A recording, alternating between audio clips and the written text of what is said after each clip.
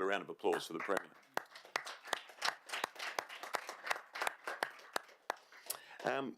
Speaking of elections, I want to take this opportunity to congratulate Councillor Sandy Angie on her candidacy for Lord Mayor, and I'm sure you have heard the news from Sandy. As I've said many times, the spirit of competition is something that we foster and certainly encourage. Sandy ran at the last Lord Mayoral election, and I'm delighted to see that she will be stepping forward again. I'm a touch sad to see from what I've read that Councillor Angie has indicated running for Lord Mayor only and not for council. As I've said many times, Councillor Angie has made a fine contribution to our council and to this chamber, and it's with some regret that if results do not go her way, she will not be here beyond October. But I do wish Councillor Angie all the best for the lead up to that period.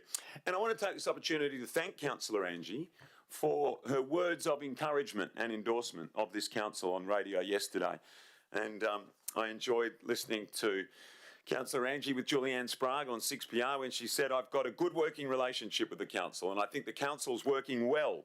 It's a group of independent people and there's no factional voting. You don't know how it's going to land each meeting. It might be unanimous, it might be 8-1, it might be 5-4.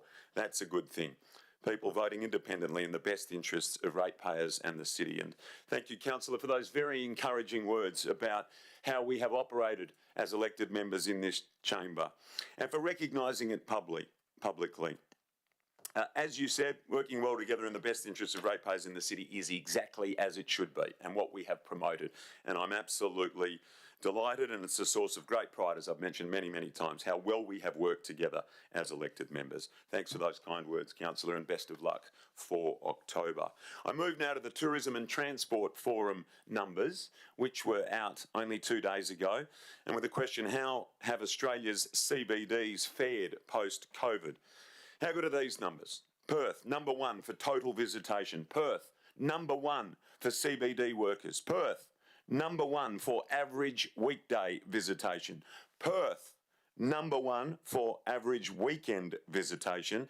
And weekends between 9 and 10 p.m, i.e. when people go out to have a good time, maybe a drink, maybe a bite to eat, maybe something else in our city, 30% up on pre-COVID numbers. Councillors, administration, thank you for your untiring efforts to help achieve these stellar numbers for our city. The best in the country, we lead the way. And as you know, we've invested wisely in events, giving people a reason to come back to the CBD. We've offered free nighttime parking, we've waived fees for outdoor dining and given businesses grants to help business improve their offerings, making the city an exciting place to visit. And those numbers do not lie, councillors. And just finally, can I thank you for your efforts and initiatives over the last month. We've still got a day to go in the month of May. Our endeavours to green our city, and as you know, 1,000 trees being planted this year. So to close out, some tree month figures. It has been May, has been tree month in the city of Perth. 317 trees have been planted across our planting programs. 124 of these, absolutely delighted, by community and neighbourhood volunteers. How wonderful to have our neighbourhoods on the journey with us. We've also installed 1,950 West Australian plant species on our verge transformations on World Bee Day and Wetland Gap Up plantings. We had 60 volunteers across our 4 planting days. We ran 4 educational sessions on greening the city at Council House, at the library and at City Farm, and we spent a total of $43,781.60 on the purchase of trees for the May planting programs. And I thank all councillors and administration for their efforts to further green our city. The transformation is on. Thank you for your attention to my announcements tonight. Item 5 on the agenda is disclosures of interest, and CEO, can I ask you to detail the interests which have been disclosed? Thank you, Lord Mayor. The following interests have been disclosed. The Lord Mayor has disclosed a direct financial interest in item 12.1 as 7 West Media is his principal place of employment.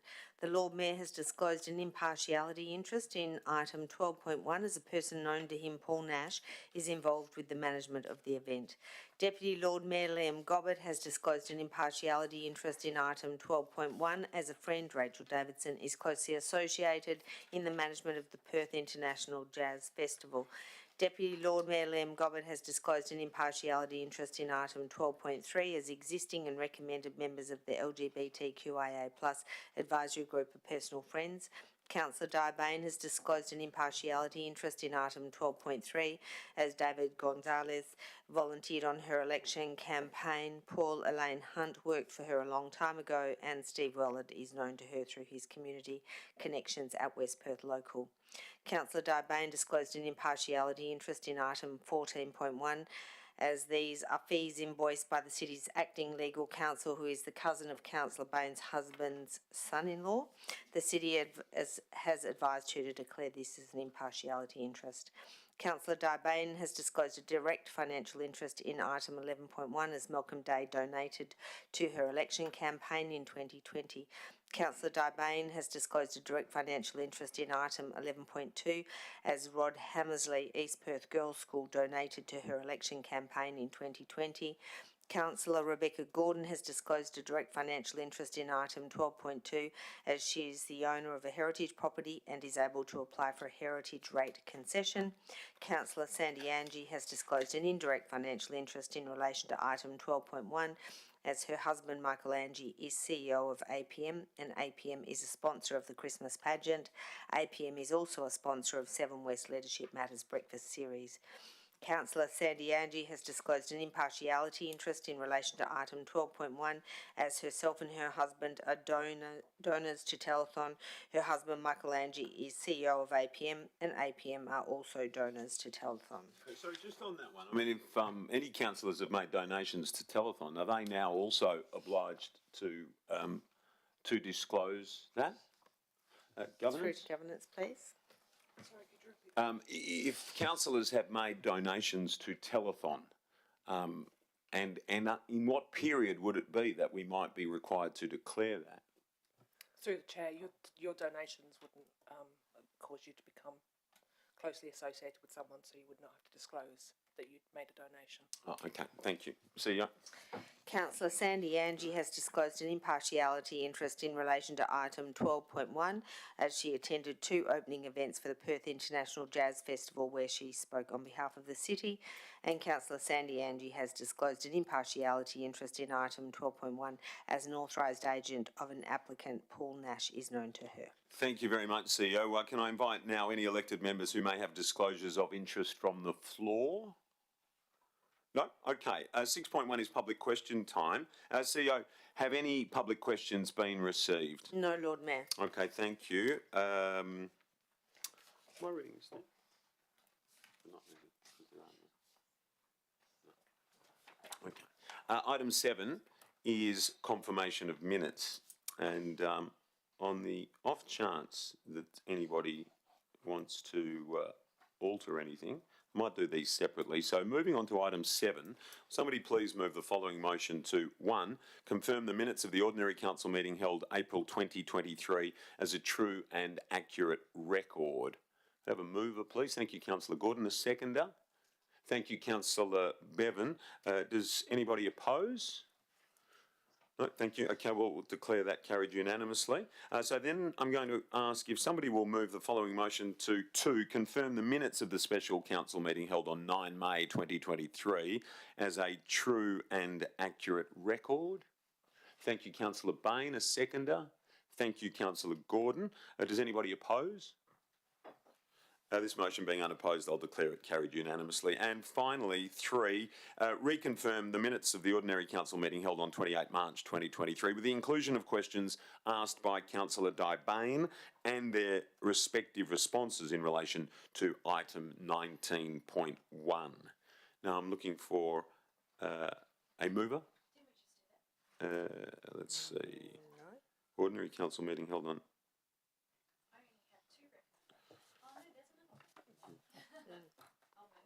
Thank you, Councillor Gordon. A seconder?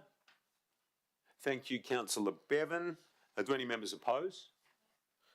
Carried unanimously. Thank you, everybody. Let's move then to items 8 through to 10.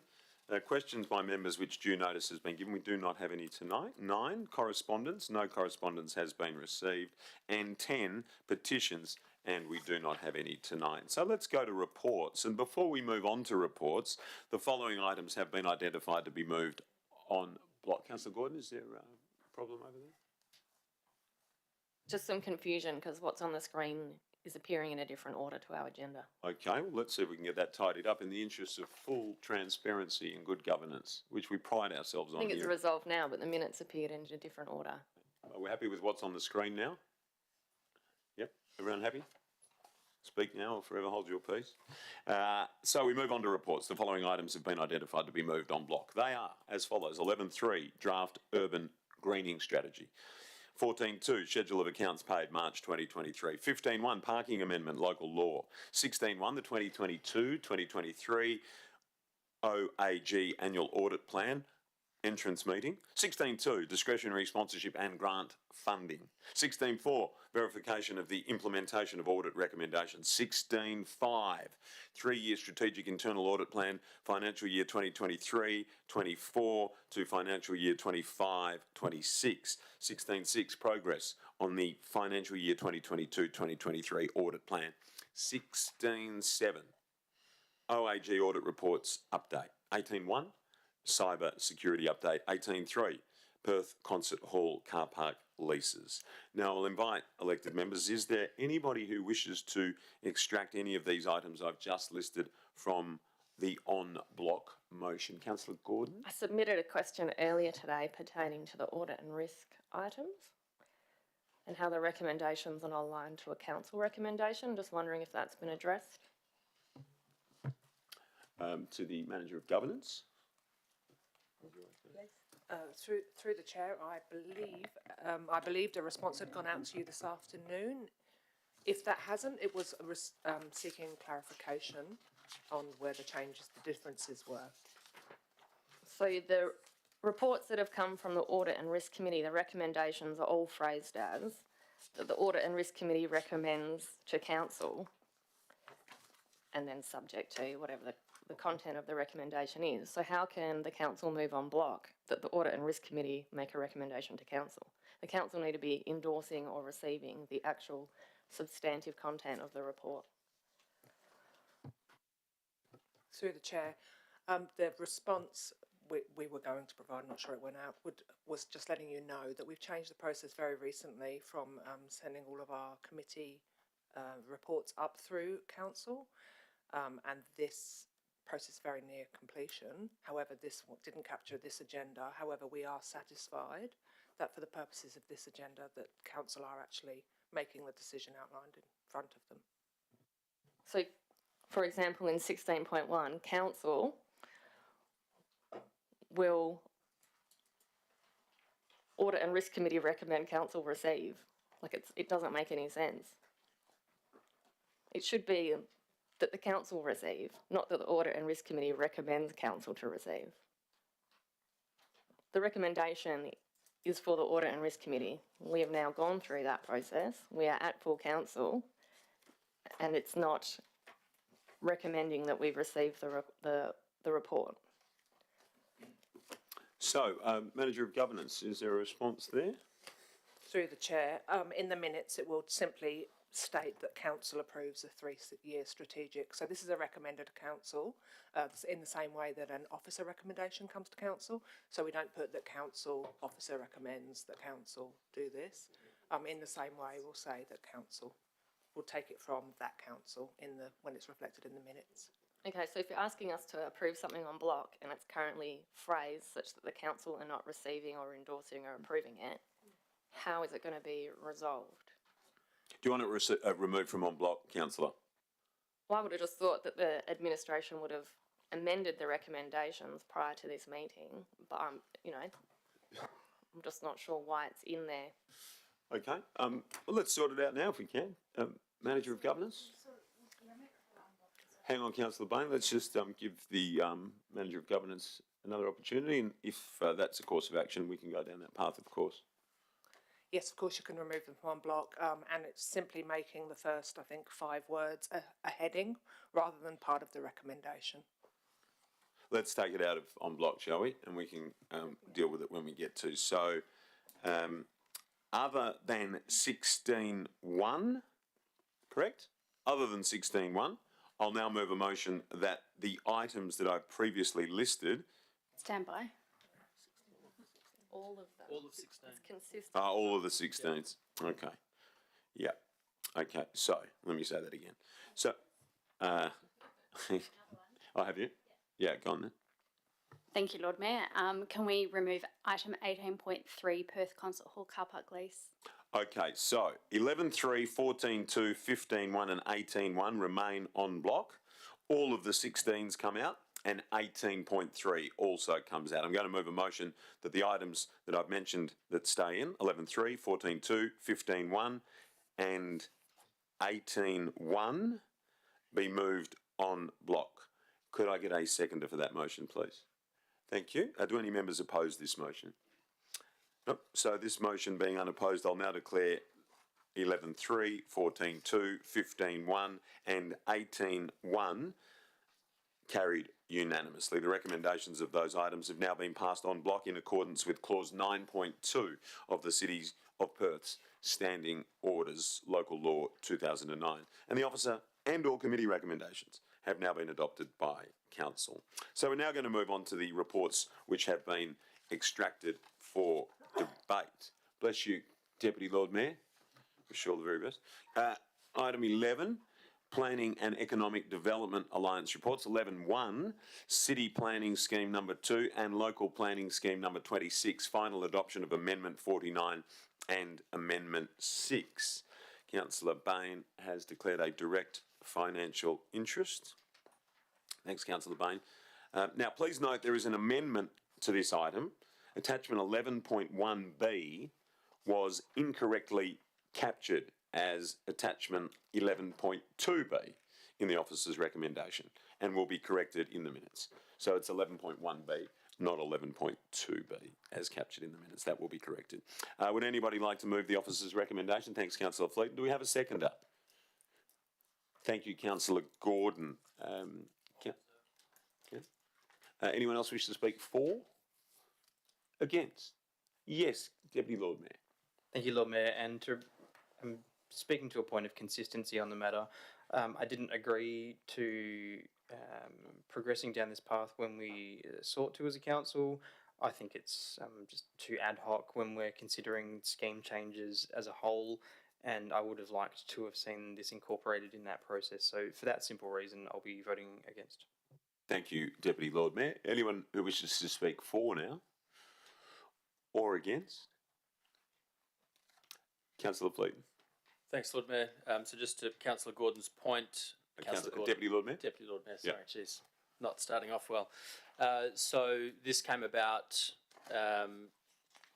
through the James Street issue, and the reason why it needed to have happened now is because we are still potentially 2 years away from a new town planning scheme, which would have been captured in the Deputy Lord Mayor's ideal scenario. I wasn't willing to wait that long to close what I think is a loophole, so I think this is measured, and I hope the WAPC does the same.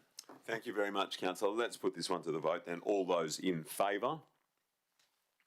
And that's Councillor Coe, Councillor Angie, the Lord Mayor, Councillor Bevan, Councillor Gordon and Councillor Fleeton, and those against the Deputy Lord Mayor. So that has been passed 7-1. Thank you. Councillor Bain, is Councillor Bain staying out here? Might be staying out. Direct financial interest has been declared for 11.2 accelerating residential development in the City of Perth. I will be happy to move the officer's recommendations here. Do I have a seconder? Thank you, Councillor Fleeton. I'll reserve for now. Councillor Fleeton? I'll do it at the end. Okay, well, we'll do it at the end. All right. Saving my voice.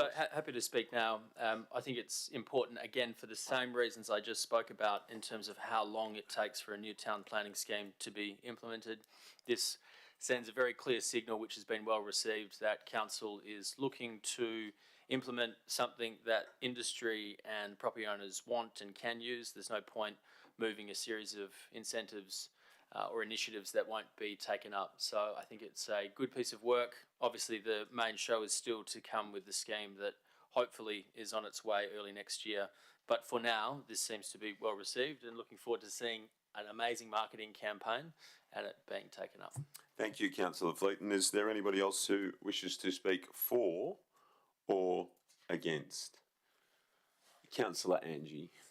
I just had a question first. Did the admin consider, I think this was answered last week, did the admin consider the concessions applying to other neighbourhoods in the first instance, or they just limited the inquiry based on the notice of motion? Can I just have clarity? Yeah, thanks, Councillor Angie. CEO? If I could invite the General Manager Planning and Economic Development to make a comment, please. Thank you, through you, Lord Mayor. Councillor Angie, could I ask you to repeat that question, please? I couldn't hear.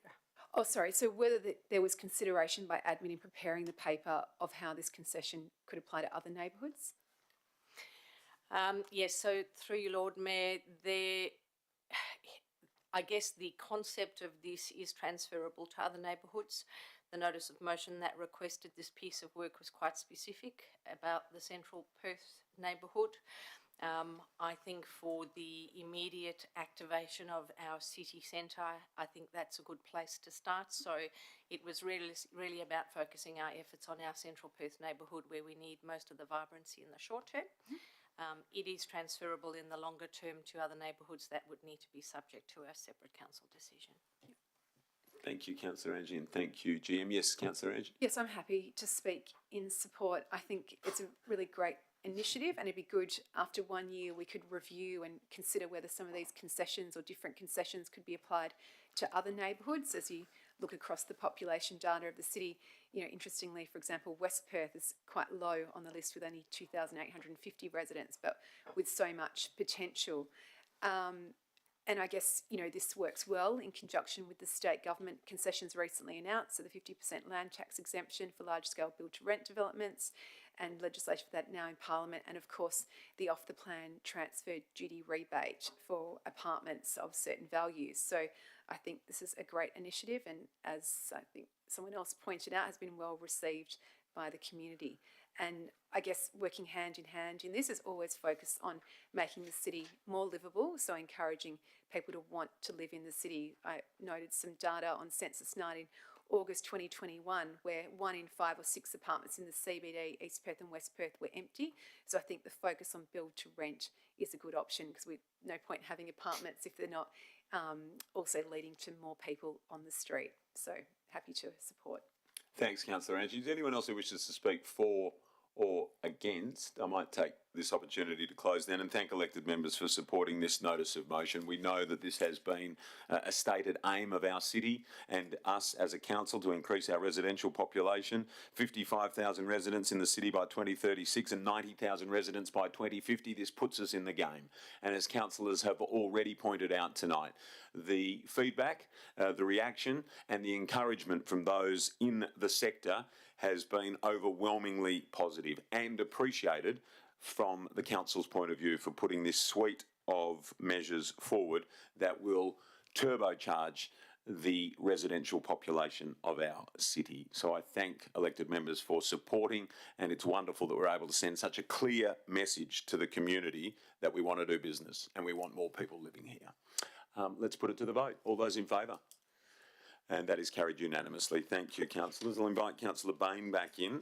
And now 11.3, you might need to remind me as we go which ones have disappeared from en bloc, but 11.3, the draft urban greening strategy, I believe, is not one of those. Anyone? So that is carried en bloc. 12, Community Development Alliance reports. 12.1 is Event Sponsorship 2023-2024. And now this has been extracted for debate. Interests have been declared by the Lord Mayor, direct financial interest and impartiality, Councillor Sandy Angie, indirect financial and impartiality, and the Deputy Lord Mayor, Liam Gobbett, impartiality. Now, as I have disclosed that direct financial interest in this item, I'm shortly going to depart the chamber and ask the Deputy Lord Mayor to come forward and preside over the meeting. Councillor Angie? Just a question, how are we going to deal with this? We've got obviously on our tables of paper put up by Councillor Fleeton in relation to some amendments, so I'm assuming he'll move separate amendments for... I'm not certain what was being proposed. It might have been that you're proposing a different method. You don't, well, governance, do you, sorry? I'm supposed to be out of the room. For the whole item, or for the whole of sponsorships? Yeah, okay, time for me to go then. Deputy Lord Mayor, I'll leave it with you, my friend. Sorry, can I just ask a question? Because previously we haven't, when we've had sponsorships and there's been interest declared, people have only left for the matter in which they've declared an interest in relation to. So happy to leave the room, but just seeking clarification from governance on, you know, on the change. So, like I said, happy to leave, but just wanting to understand that previously we broke it down. Can it be either or, governance? Through the chair, yes, you can divide the recommendation to portions if you'd like to determine. Or do it collectively? Or do it collectively. Let's do it collectively, thank you.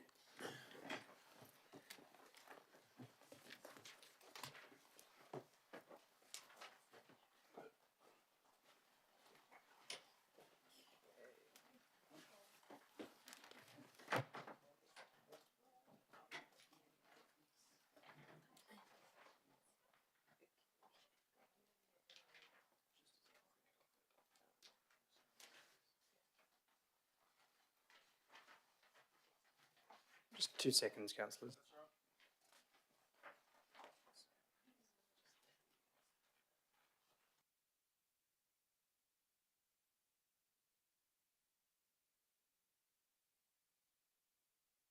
Thank you, councillors. I'll seek a mover first for the officer's recommendation. I'm happy to move that for purpose of debate. Seek a seconder. Seconded, Councillor Bain. I don't wish to speak at this time. Councillors speaking for? Councillor Bain, yep. Thank you, Deputy Lord Mayor. I actually have some questions, if that's okay. Sure, fire away. I'm not sure which order to take things in, but perhaps if I could ask about the Elizabeth Key Fun Fair. I noticed in the application it talked about a profit percentage was considered, and I just wondered if the city considered the Perth Leisure and Lifestyle Show and the Garden and Outdoor Living Festival's profit when considering the sponsorship for their... Thank you. Seago. If we could invite the General Manager Community Development to respond, please. Thank you. Through the Deputy Lord Mayor.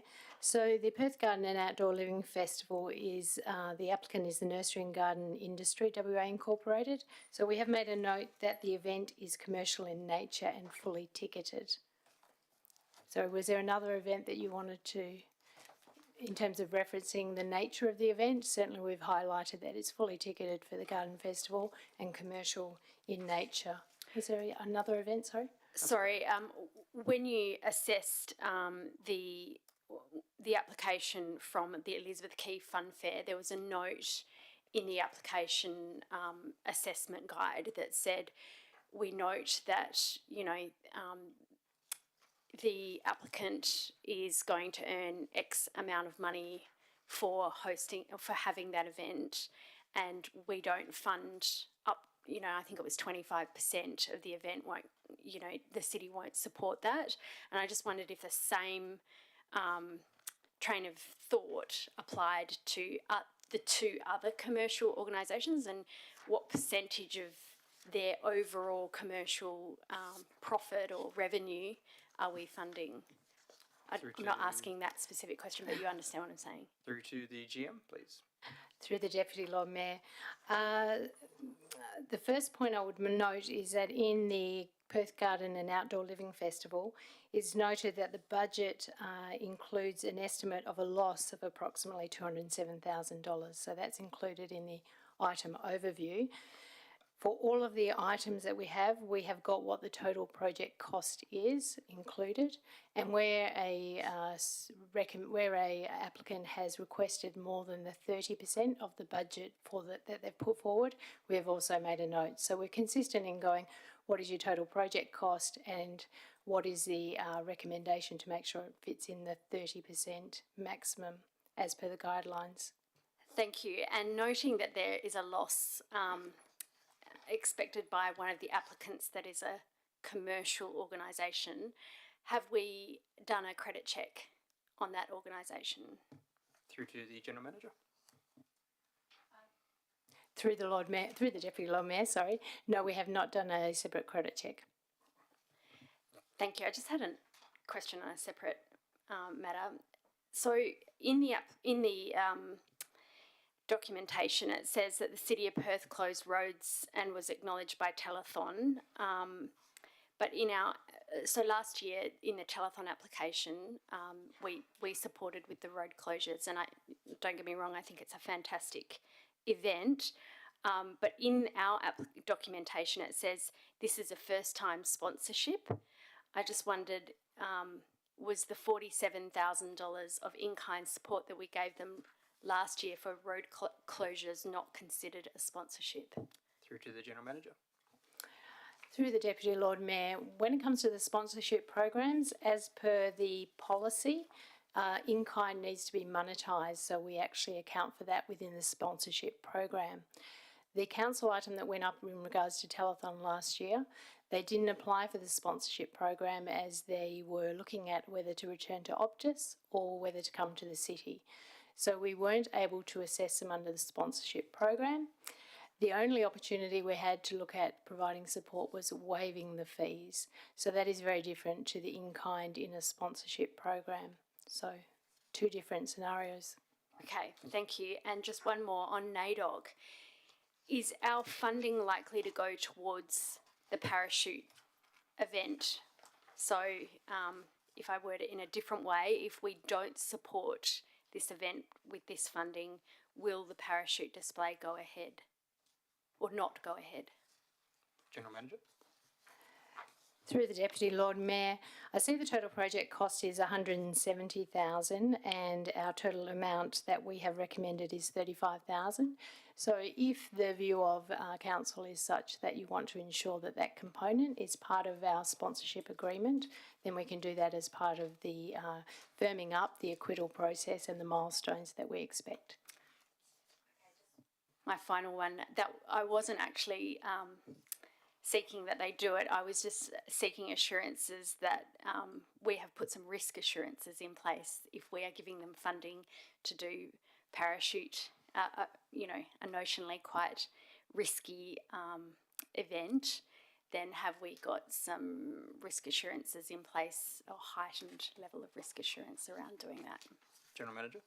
Through the Deputy Lord Mayor, I'm sorry, I'm not across all parachute regulations and requirements. So other than us, the risk is on the event provider to do their due diligence. Our requirements are being about clear of the acquittals and the milestone processes. So in terms of them doing all of their risk assessments and the like, they would need to do that for an event application anyway. Thank you. Further questions, councillors? No, I'm happy to support the motion. Would you like me to speak? Speaking in favour, yes, please. Yep. So I just make some general comments, just I suppose following on from the conversation just then about parachutes and accidents and things like that. I'm obviously involved with another organisation that when government gets behind and supports a substantial amount of money towards an event, there's a view that because government has sponsored that event, they take on some kind of liability role in a way, because other people think it's a safe event because government's got behind it, and some of those risk management processes fall by the wayside. So that's just a general comment from me, that I think we just need to be a bit diligent about that. A comment as well is that a lot of people aren't really fleshing out the marketing plan of their application, so I just wondered whether it was us or them not providing clear enough information, but it seemed to be a comment that was coming back.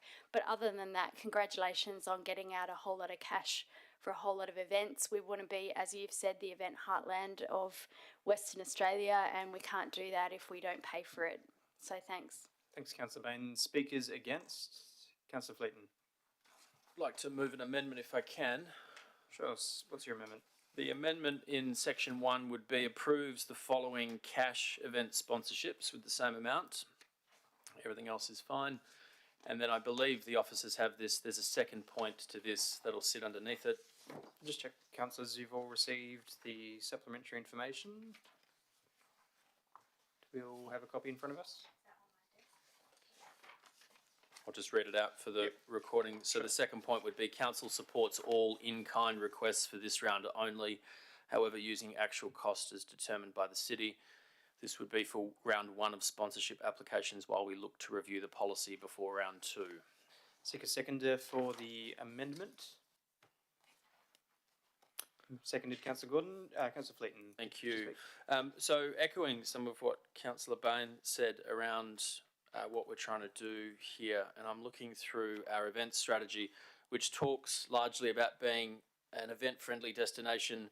We have a year-round calendar of events supported by visitors and residents, but the big one being building our reputation here in the event space for being the events heart of WA. Now, to do that in a very competitive environment amongst other local councils, we still have a reputation with stakeholders that I speak to of being expensive and sometimes difficult to deal with. Not the people, the process. And it's our role who sets the strategy and sets the guidance to the city to fix things when we receive that feedback, critique it, and if it's reasonable, I think we should have this discussion. So the in-kind debate that we've had as a council since we've been together, it still confuses me that it can be valued differently. So the motion in part 2 gives all power to the city to finally determine what is that actual cost in the in-kind. So it's not a blank check for the applicant to say, I need in-kind support for an amount that's well over, so the city can control that. What I'm trying to do here is make us easier to deal with, cheaper to have an event in the city, and for us with the staff to go out there and not have as much red tape to deal with. And it's in the event strategy. I was reading through it before. It's a fine document, CEO, that you've put together here. And I am a big reader of your strategies, especially the toilet plan, but I digress. I'm back here. We provide a simple, competitively priced event booking process together with a can-do attitude. So I think the can-do attitude here is of council saying we can make it better. We've spent 2.5 years together in this space. I'm seeing very similar events year on year. I want to build infrastructure internally so we can go out and do the supporting to get these events in, and I think this goes a long way. So I'm hoping for council support. Thank you, Councillor Fleeton. Councillor Gordon is the seconder. Did you wish to speak? Thank you, Deputy Lord Mayor. Yes, I'm happy to second the amendment, noting that some of the smaller recipients of sponsorship would get barely enough to cover the costs of having their event, which would, under the amended motion, be covered, and they get the grant in order to incentivise them to continue holding their events in the city. We obviously heard from the gentleman from Nalomian last week, and he has some great ideas. His leisure lifestyle show was in its first year last year. It's created a great reputation for himself. He's working hard to ensure that there's a return on investment for the city, and great to be able to help him, and likewise the Jazz Festival with a little bit more money. And I appreciate that Councillor Fleeton has worded it so it will be the actual costs to be determined by the city, which means that those who haven't captured in-kind costs because maybe they weren't aware of what they would be and they didn't have certainty, this will allow them to also fall under that umbrella. So I support the amendment. Thank you, Councillor Gordon. Just before we go on, I'll just seek some input from the administration, if we can, please, as to the implications of point 2 as raised by Councillor Fleeton, please. Thank you very much. Just in alignment with the council policy around monetising that in-kind value and making sure that we've got clarity of the extent that's being proposed, the estimates for those who included in-kind are on attachment 4 in the final column. So the value that would be taken from the overall $1 million sponsorship program is an additional in-kind value of $202,949, which would be needed to add to the cash component amount that's in there. So for clarity, my suggestion is that it references the cash amount, as you've said, plus in kind to the value of attachment for City of Perth estimated amount, just for clarity. Thank you, General Manager. So would the advice from the administration be to disregard the point 2 and to instead, as you said, include those words after as part of point 1? Through the Deputy Lord Mayor, I take advice from governance, but I think it sits in point 2. So council supports all in-kind requests for this round as identified in attachment 4, final column, Thank you. to the and perhaps to the value of 202,949. That provides extreme clarity, and that will leave us with $128,300 for round 2. Thank you, General Manager. And just bear with us 2 seconds, councillors.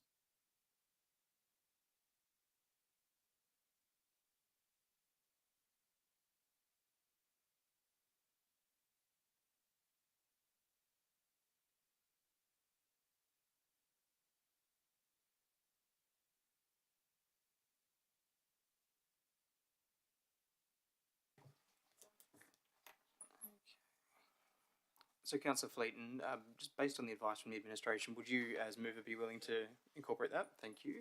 Councillor Gordon, as seconder, would you be happy to support that as the point 2 amended? We can, and just for absolute clarity for the public record, I'll just ask governance if they could just read out section of the additional point 2. Oh, you've got it? Yes. Sorry, I can't see that in front of me. So we'll just wait until that's up for everyone.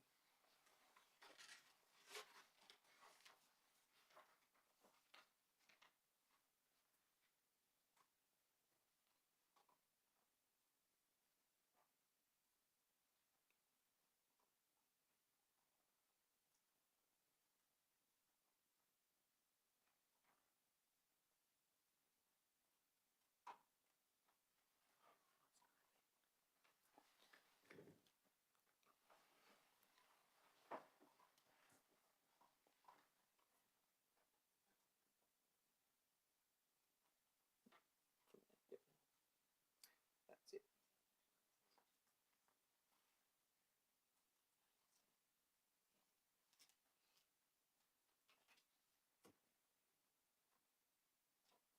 It's important to be correct about these things.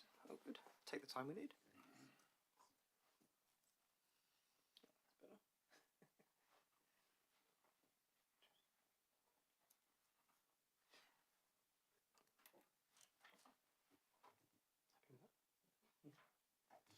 Cool. Happy, Councillor Fleeton? Councillor Gordon? Yes? Cool. Take that as the moved motion then. Thank you. Did any elected members wish to speak in favour of the motion as amended? Councillor Bain. I'm very happy to support it. I think the message that I'm hearing from the councillor and the council is that there's this in-kind support that we give venues or events are sunk costs to a certain extent. So we have the labour here, we have the people emptying bins every day, we have those kinds of things that should be BAU for the city. And to, whilst this solves the problem for this year, I think what I'm hearing is that we're going to make some changes to other policies to try and help that cause for future event funding rounds. But it makes a lot of sense. It would be so disappointing if you were on the margin, if you're a not-for-profit or you're right on the extreme margins of funding an event, and then you saw all these in-kind costs that you weren't expecting kind of come through. So to the extent that this can assist for this year, it'd be great for future years to sort it out. Thank you, Councillor Bain. Speaking against the motion? Anyone speaking for or against the motion? No, I'll put the motion then. Put the amendment to the motion. Thank you, Councillor Gordon. All those in favour for the amendment? Carried unanimously. Now forms part of the primary motion. Anyone speaking in favour of the motion as amended? Any takers? No? Okay then, I will put the motion then. Those in favour of the motion as amended? Carried unanimously. Thank you. CEO, do we invite the Lord Mayor back in? Or is he still out for the next one? No.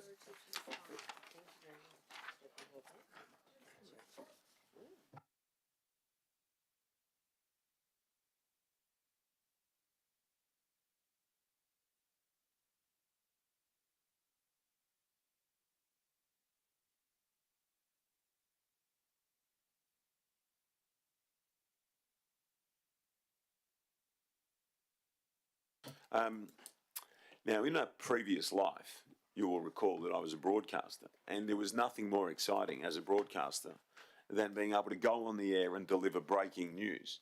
Now, I know we're not, well, we are broadcasting here, Councillor Fleet. There's a live audience. We tell everybody about it. And the breaking news appears to be that we have a new Premier in Western Australia, and that Roger Cook is the new Premier of Western Australia, with Rita Saffioti as his deputy. This follows the withdrawal of, what minister is she? Health, that's right, health. With the withdrawal of the health minister from the race to be Premier. So just reading online as I was outside there, and it says Roger Cook, the new Premier of Western Australia. For those interested, just breaking news, broadcast skills, you know. You never lose them. You never lose them.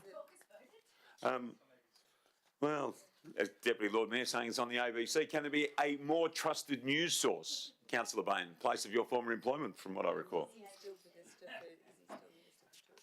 Well, that's not for now. Page 16. All right. It's quite an adrenaline rush when you can go on here and do breaking news. 12.2, review of policy 2.11, heritage rates concession. Councillor Gordon, you'll note, is out of the room. And I will note that this item has an alternate recommendation raised by Councillor Fleet and will be addressed in the same way as Council considers amendments. Now, would anyone like to move the officer's recommendation? Happy to move, Lord Mayor. Thank you, Deputy Lord Mayor. And a seconder? Thank you, Councillor Coe. Deputy Lord Mayor. Reserve my right, thanks. Councillor Coe? Nothing to add. Anyone wish to speak for or perhaps against? Or I might move my amendment. Certainly. Thank you. Councillors have this on the desk as well, but just checking, it's a slight change in the wording, so it looks very similar, but it's quite different. So I'm making sure everyone can see the difference on this first part where we're amending the rate concession as attached. And I believe the second should be exactly the same. Yes. And that's captured correctly? Yep, looks good. Just checking. Wish to speak for the... Need a seconder. For sorry, need a seconder first. Yes, thanks, Councillor Bevan. Councillor Fleet. Thank you. So in last week's questioning, the City said that there is a $4 million pool for heritage grants to be used on bigger projects which are of a adaptive or reuse. That's still sitting there. That can be used to help ratepayers who would otherwise, if this officer motion went through, would end the heritage rate concession. Now, they're very different things, but in this environment where we've got ratepayers that need to keep their property, pay money to maintain their property, I think we've got a great opportunity to extend this using that pool of money while keeping the heritage adaptive reuse project there. So I think they're very different things where you've got a concession rather than a grant, and I appreciate that we've done a lot of work in the background. All of them can continue. I think we should do this while we've got the funds available. And I just wanted to give councillors an example of some of the costs that a property owner would go through when they're undertaking some conservation works of a heritage property. I didn't realise this before, but and I'm happy to be corrected, but having a DA process in place where minor heritage works requires a cost that's a percentage of the value of the works, to me, I think is something that we should address in our fees and charges later in the year. But for this purpose, essentially, again, it's like the previous item where you're giving a concession and then just taking some of that back by way of a DA fee. I'm happy to stand corrected if that's not right, but talking to a lot of people this week, to chop this heritage rate concession out now in the environment that we're at, I think would be a mistake, because there's a pile of money sitting there for heritage, and both projects can proceed. So I'm hoping it makes sense to council. Thank you very much, Councillor Fleeton. The seconder was Councillor Bevan. Nothing further to add, thank you. Anybody wish to speak for or against? Can I just seek some advice from Certainly. the administration? Obviously, it's coming quite late, but just to walk us through what the track changes in the attached document will mean. Thank you. CEO? Thank you. If we could invite the General Manager Community Development to make any comments, please. Thank you. I'm just getting a copy of the amendment for my records. So the key changes relate to the dates. So last year the council policy was amended with some particular dates around the changes. So the track changes are really only on point 8 in terms of its for heritage rate concessions, any expiring on the 30th of June 2024. So we've just moved that out for a year. And they need to be a recipient of an approved heritage rate concession between, and previously we had 1st of July 21 to 30th of June 22. We've stepped that out another 12 months. And the only other change then is a note in terms of the review process. Thank you. Thank you, GM. Now, there anyone wishing to speak for or against the, is it an alternate or amendment? Dealing it as an amendment. Understood. Thank you. Anyone wishing to speak for or against? Councillor Fleeton? Nothing further? Let's put it to the vote then, shall we? All those in favour? Councillor Coe, Councillor Angie, Deputy Lord Mayor, it's unanimous. Councillor Bain, Councillor Bevan, Councillor Gordon, Councillor Fleeton. Now, for or against the motion as amended, and have we spoken to this? We're going to invite Councillor Fleeton to speak. Councillor Fleeton, nothing. Councillor Bevan? Anybody else? Councillor Fleeton? Let's put this one to the vote. All those in favour? And that's carried unanimously. Thank you, everybody. Well done. We'll move now to invite Councillor Gordon back in. Perhaps has some further breaking news. Who knows? Can change in 5 minutes. Councillor Gordon, any further breaking news? Any updates? Okay, nothing to report. Sorry? Oh, okay. Well, it's more significant news. 12.3 proposed members of the LGBTQIA+ advisory group. Now, Deputy Lord Mayor Liam Gobbett has declared an impartiality interest, and Councillor Bain also an impartiality interest. I'm going to note that this item has an alternative recommendation raised by Councillor Fleeton and will be addressed in the same way as Council considers amendments. So that's what we just did then. But first, we're going to move the officer's recommendation. Do we have anyone move that, please? Thank you, Deputy Lord Mayor. A seconder? We have a seconder for the purposes of debate or moving us forward. Thank you, Councillor Angie. Now, Councillor Fleeton. You wish to speak? I'll reserve my right. Okay. Councillor Angie? Reserve my right as well. Thank you. Councillor Bain. Sorry, Lord Mayor, can I ask a question? There was a response to Councillor Fleeton's question about legal fees, and I just wondered why it was the city was paying legal fees to the committee members. Right. Or for the committee members. Okay. We can check that. CEO. Thank you. Through the Lord Mayor, that was a confidential matter and I don't believe it would be appropriate to discuss in this forum. I can take some advice from governance. Oh, apologies, I didn't realise it was confidential. Through the chair, we can take that question on notice and provide you additional information after the meeting. Thank you. Okay.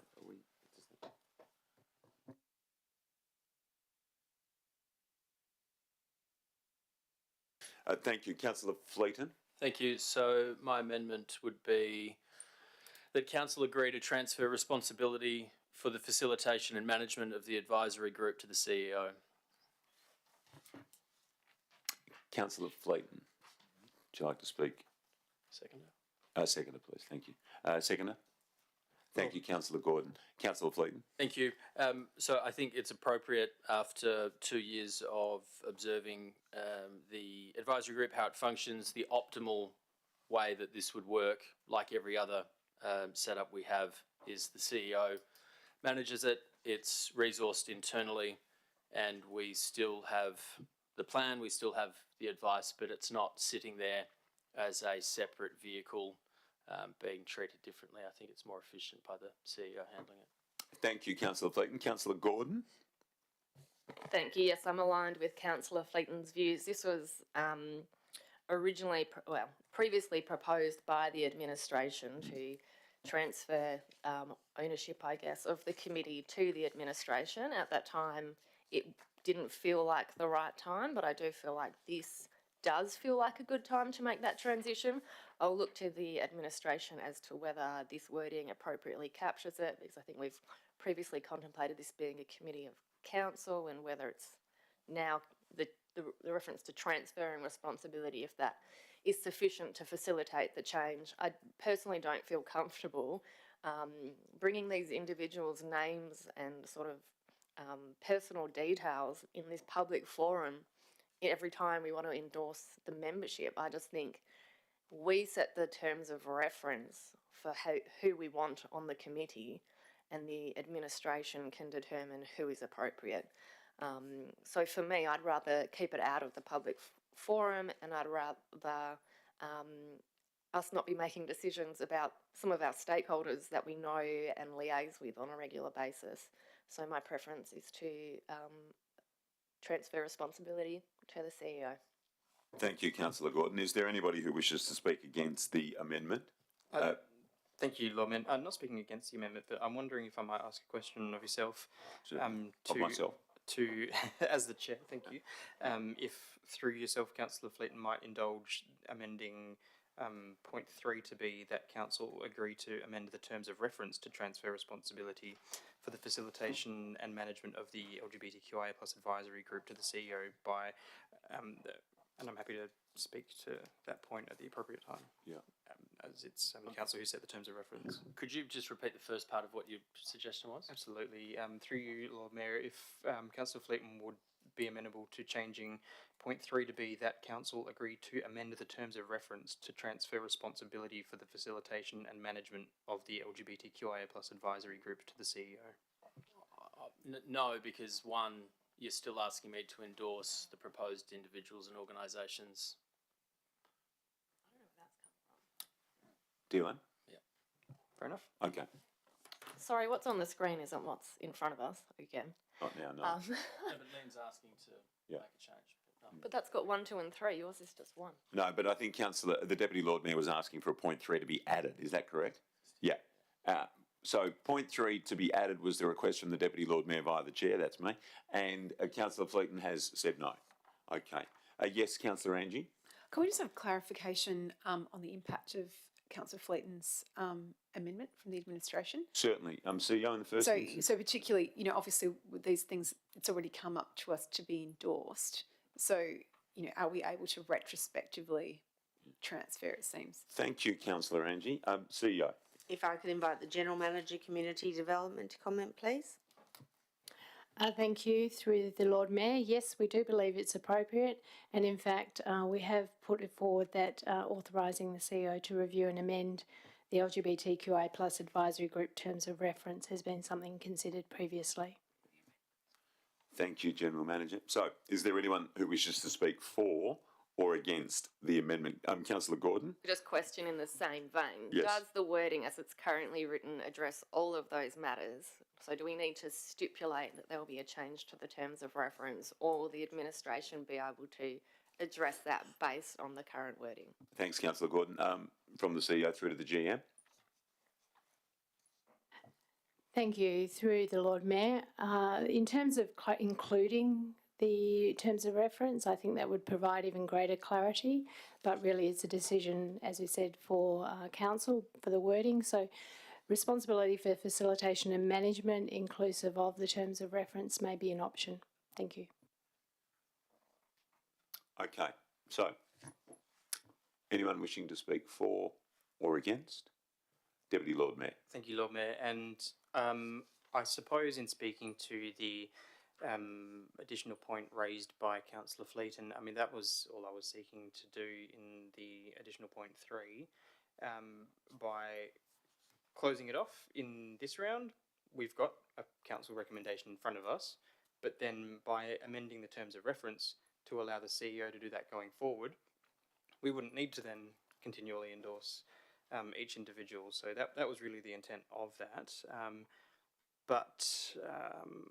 Look, I'm happy as it is that we've got a list of people, that there's been a process that's gone through the consultation phase, that they've been assessed, and that we can continually have people advising the administration and council at the appropriate times with our plan. So, look, I'm happy to progress on that basis. Thank you, Deputy Lord Mayor. Yes, Councillor Coe. Question? Just a question. Yeah. If we do end up transferring the responsibility to the CEO, if any proposals or recommendations from the LGBT QIA plus advisory group gets proposed to the city, does it go through the CEO or does it come to council? Is that if we actually let the CEO, if we relinquish and let the CEO take over? Mm-hmm. Thanks, Councillor Coe, for the question on clarity. CEO, do you want to go through to the GM? Yes, please. Okay. Thank you. Through the Lord Mayor, my view of it is that responsibility for facilitation and management would include dealing with updates on the plans and the like. So no, they wouldn't automatically come through to council, would be my view. And yeah, there's nothing further, I think. Councillor Coe, okay with that? Thank you. So now we're back on the alternate, or the amendment, whichever way we're dealing with it. Was there anyone else who wished to speak for or against? Councillor Fleeton. Thank you. So just on Councillor Coe's point, I would suspect it would be like any other matter in the admin. An idea might be raised in the Transport Alliance. It goes up through set channels. The CEO understands the context of what council's priorities are. Some things will make it, some things won't. I think the management aspect of the motion covers the terms of reference because that's how you manage the group. It's not doing anything other than saying to the CEO, like in every other aspect of the admin, you're in charge. It's just keeping consistency. Yep, thank you, Councillor Fleeton. So we'll put this to the vote then. For and against the motion as amended. All those in favour? That is unanimous. Thank you. Sorry, so that was for the amendment, and now we return to for or against motion as amended. Deputy Lord Mayor, do you wish to speak? Thank you, Lord Mayor. Considering the decision of council that's just been made, I think it's only appropriate that now the group essentially does no longer report to council, that we acknowledge the hard work of the individuals that have contributed to the plan over the life of the group in its now previous existence, and wish them all the best and thank you for their ongoing service for those who do wish to be a part of the group going forward. Well said, Deputy Lord Mayor, and those comments certainly endorsed by the Lord Mayor. Councillor Angie, you were the seconder there. I think the Deputy Lord Mayor summed it up quite well. Thank you very much. So let's put this one to the vote then. All those in favour? And that is now carried unanimously. Thank you, everybody. We're moving then to item 13. And this is Infrastructure and Operations Alliance and Commercial Services Alliance reports. There are none tonight, or aren't any tonight, might be more appropriate language. 14, Corporate Services Alliance reports. 14.1, monthly financial statements for February 2023. Councillor Bain, you have a direct financial interest here? No. You don't? Okay. No. Says it here, but you don't? No, impartiality. Okay. Impartiality. Would anyone like to move the officer's recommendation? Thanks, Deputy Lord Mayor. Seconder? Thank you, Councillor Gordon. Deputy Lord Mayor. Councillor Gordon. Anyone else for or against? Let's put it to the vote. All those in favour? Unanimous. Thank you, everybody. Sorry, Councillor Bain. Typo there. 14.2, Schedule of Accounts Paid, February 2023, en bloc, and that remains en bloc, correct? It wasn't changed at the start. 14.3, Differential Rates, 2023-24. Now, there is an amendment to this item. Could the CEO please provide more information, please? Could we please invite the CFO to update us? Thank you very much. Through the chair, yes, there is an amendment in terms of the requirement for an absolute majority, not a simple majority. I have to admit, I'm fully aware of that. My diligence in checking the numbers and the technical components of the paper were exceptional, but I failed to make the last keystroke, which was to tick absolute majority. So I acknowledge that one. Okay, so is what you're saying that we need an absolute majority here? Yeah, that's right. Okay, thank you. All right, now, who moved it? We haven't. Councillor Fleet, would you? Yes, so now with the amendment to that item, as outlined magnificently by the CFO, who would like to move that? Councillor Fleet, and a seconder, Councillor Deputy Lord Mayor. You've got to be quick here, Councillor Bevan. Councillor Fleet, nothing from you? Deputy Lord Mayor, nothing from you. Is there anyone else who wishes to speak for or perhaps against? Back to you, Councillor Fleet. Let's put it to the vote. All those in favour? Carried unanimously. Thank you. And Michael, thank you for your hard work as always.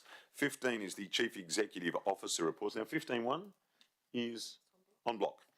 Great. Parking Amendment Local Law 2023. All of the 16s are now on the table.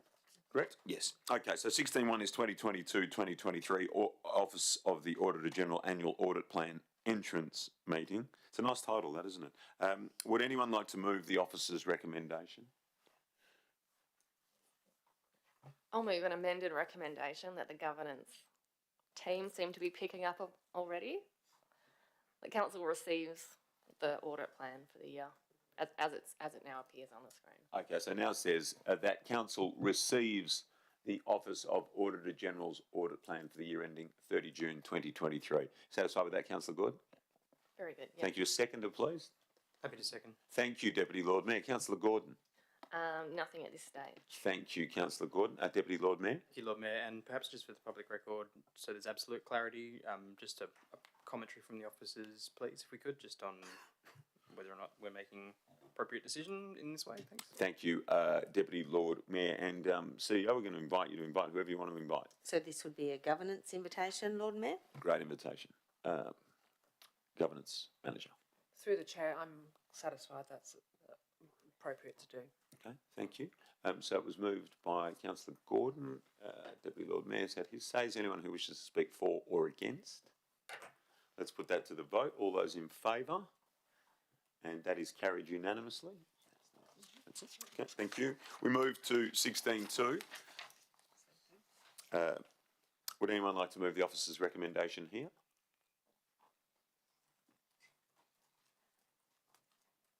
I'll move an amended recommendation. Yes, certainly, Councillor Gordon. That now appears on screen. It's like they're mind readers. They're very good, aren't they? Yep. No. The council, stand by. It now says that box disappears. Yes, that council receives the discretionary sponsorship and grant funding internal audit report attachment 16.2A, including the management comments and the proposed dates and health checklist, attachment 16.2B. Councillor Gordon? Second, Councillor Bevan. Councillor Gordon. Nothing to add on the report itself, but just looking forward to having these appropriately phrased going forward. Thank you, Councillor Gordon. Councillor Bevan? Nothing further to add, thank you. Thank you, Councillor Bevan. Is there anyone who wishes to speak for or against? Let's put that to the vote then. All those in favour? Thank you, carried unanimously. 16.3 is the ARC report, internal audit report, performance of ARC. I look your way, Councillor Gordon. Well, I have a more fulsome amendment if we're going to go with me. Well, you don't have to, only based on the two previous, but if there's nothing to add, there doesn't have to be something added. So I've got, I guess, an alternate, Okay, which appears below, thank you. which I'd like to move. Yeah, would you like to, so it now reads, do you want me to read it or are you going to read it? You want to scroll down, so yeah, So it's on the screens, everyone? yeah, Yep. the council, and this is as per the recommendation, receives the performance of the ARC internal audit report, including management comments, proposed due dates, and the ARC health checklist. And the second part being the additional part, request a detailed report to be submitted to the June ordinary meeting of council, setting out 1, the findings of the above mentioned report that may also be relevant to other committees and council. 2, the actions to be taken to resolve the matters for those forums, and 3, the timing for delivery of those actions.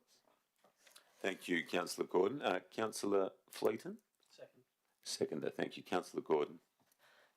So the internal audit report into the performance of the Audit and Risk Committee has delivered a number of findings and areas for improvement. It makes sense that those findings that are relevant to the CEO Performance Review Committee and full council be resolved across the full spectrum.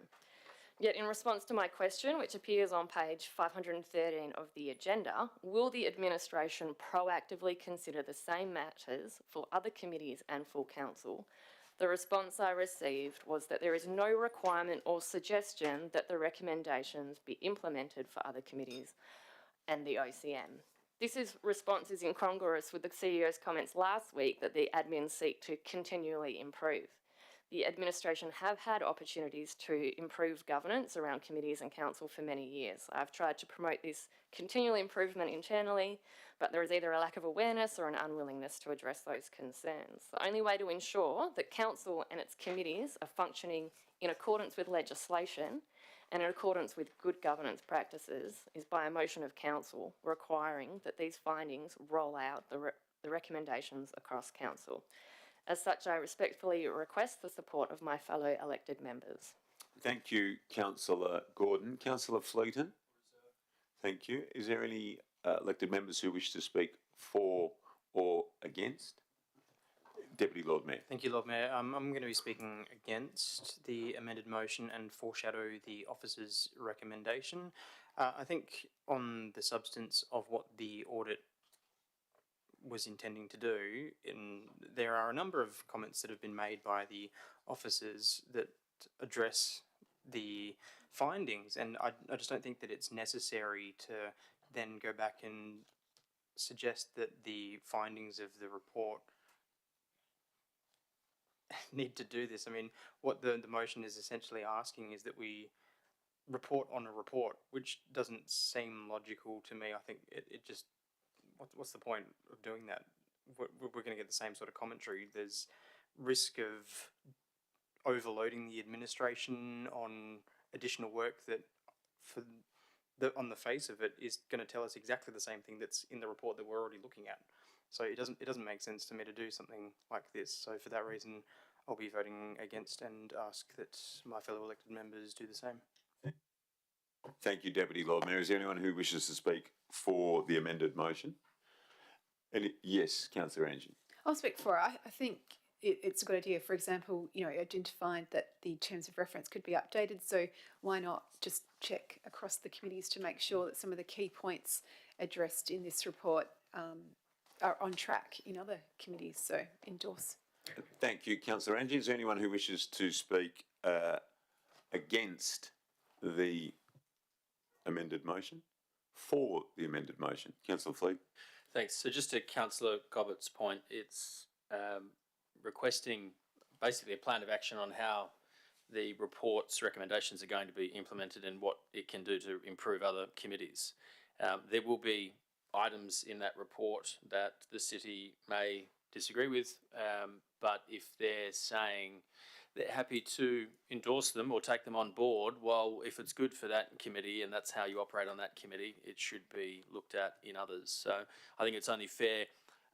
ARC is the committee that oversaw the implementation of the inquiry actions, and if that's the primary vehicle that we're using as literally the fail-safe of this organisation for matters that can spiral out of control very, very quickly, I'd like to know what the city's doing to improve it after paying for an audit. What's the point of the report and the audit if you don't have a plan on how to fix things afterwards? And that, I think, has plagued ARC for many years in that it's just over-audited, agreed.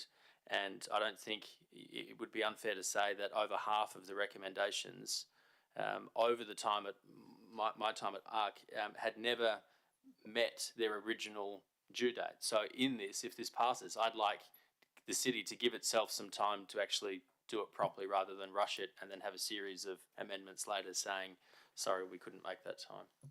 Thank you, Councillor Fleeton. I've got a question for the administration. If I've got this right, these recommendations relate to the Audit and Risk committee and not to other committees. Can you perhaps discuss the implications around that, CEO? Thank you, Lord Mayor. For the purposes of clarity, the recommendations as contained in this report will be reported back through the Audit and Risk Committee, the action that has been taken, and that will be reported back to Council. So the recommendations will be addressed and timeframes have been set, and we're already well on a course of implementing those recommendations. In relation to the other amendments, which is utilising the recommendations as contained in this report for other committees, it could be suggested that the best use of city resources would be on focusing on implementing the recommendations as it relates to this particular review, rather than looking to others, particularly some of the recommendations, and this audit was undertaken very specifically in relation to the Audit and Risk Committee, and interviewed Audit and Risk Committee members, talks to issues around acknowledgement that members have had sufficient time to read the papers, or emergency protocols at the beginning or end of ARC meetings, and terms of reference being up to date and the like. So if it is Council's intention to look at all other committees, we might be better to hold and have audits of those committees looking at their specific terms of reference and their operating procedures. Thank you, CEO. Well, that's a matter for another time, I would have thought, but thank you for that explanation. I'm satisfied with that explanation. And as the Deputy Lord Mayor has already said, this relates to Audit and Risk Committee. There's no need to apply what is directed at the Audit and Risk Committee to other committees, knowing that we have the opportunity, as outlined just then by the CEO, if that's a course of action that the administration wish to take. So I'm speaking against the amended motion. Councillor Bain. Thank you, Lord Mayor. I'll speak for the motion. The only reason being is that Audit and Risk Committee is our key oversight committee for Council. And if we're not getting it right there, maybe we're not getting it right in a lot of other places when it comes to document hygiene, out-of-date agenda papers, inaccurate minutes, inconsistent payments to members, etc., etc. So it seems prudent to me to basically set ourselves a task to have a look at all of the business in this way. When I say all of the business, not the whole lot, but the recommended amendment. So I'm supportive of the amended motion. Thank you, Councillor Bain. CEO, an opportunity for the administration to respond there. Yes, thank you, Lord Mayor. And of course, on all of our committees, we endeavour to do the very best we can with all of the reviews and the like. This particular review relates to the Audit and Risk Committee, and I think it's fair to say that the findings are such that the committee is operating well. If I could invite the manager of the Audit and Risk to maybe add comment to that. Thank you, Lord Mayor. Thank you. Through the chair. Sorry, I'm a bit nervous. Look, my view is that the audit report wasn't a poor audit report, considering that it was the first review that we actually did on the performance of the ARC. There was nothing, with the exception of complying with the terms of reference, which my opinion is that it's not fit for purpose, and we're updating it at the moment to make sure that it aligns with what the department requires for local government in terms of the way the local government operates. We are in the process of actually updating it, but in terms of some of the other recommendations, we are well on our way to actually implementing it. Those recommendations were broken up into better practices and process improvements, and 10 out of the 32 that we've already got, we've started to implement. Those recommendations also were specific to the way that the ARC were performing. If we try and implement those recommendations across the board, it might not be a fair reflection on how those committees or how council is operating at the moment. So I think while there's certain things we could take on it, like we talked about the emergency protocols, or as an example, I'm not entirely convinced that kind of painting the other committee we have and council with the same brush is probably a fair representation of how the other two committees are operating. Thank you, Audit and Risk Manager or Audit Manager. So can I just ask a question Certainly, following Councillor. on those comments? Yes, Councillor. So the wording of the motion, which I think you've got the screen, the findings of the above mentioned report that may also be relevant to other committees and council. So that there, do you believe, when you're reading the report, there might be something that's just relevant to ARC? There'll be another committee, well, it's not relevant, so I'm not going to implement it. Do you think that's sufficient in there to alleviate your concern that you've voiced, that you'd be implementing ARC recommendations willy-nilly across the organisation? To the Manager of Audit.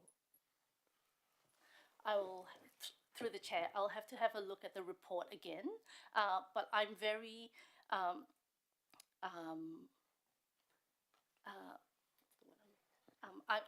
just wary of the fact that I want to make sure that what we're implementing across the board is something that is relevant across the board and that we're not painting everyone with the same brush. So there's certain things I agree, maybe in terms of, I'll come back to this again with the emergency protocol, sure.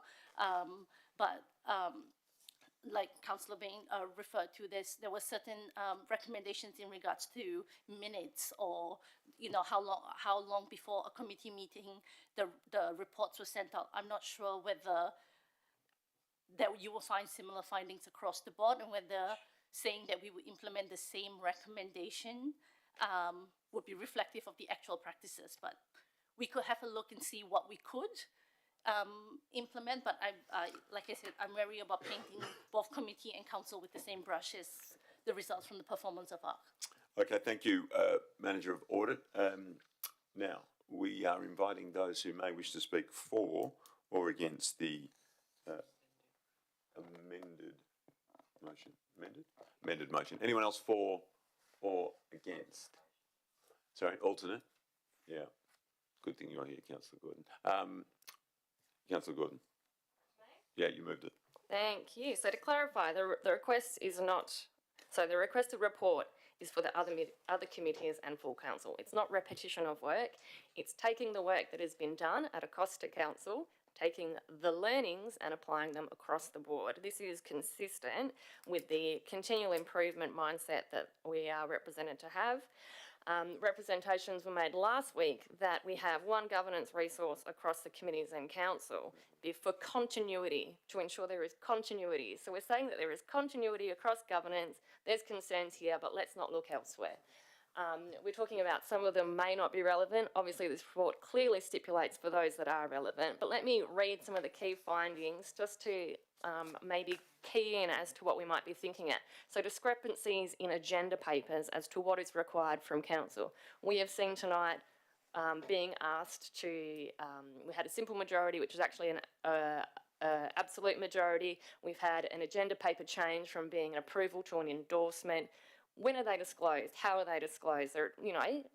Sometimes they're disclosed on the floor, which may be appropriate, but if we look at agenda item 11.2 from tonight, from last week, that agenda recommendation has changed. No notification has been given to elected members, which leads into number 2, out-of-date agenda papers. The papers change, we are not notified.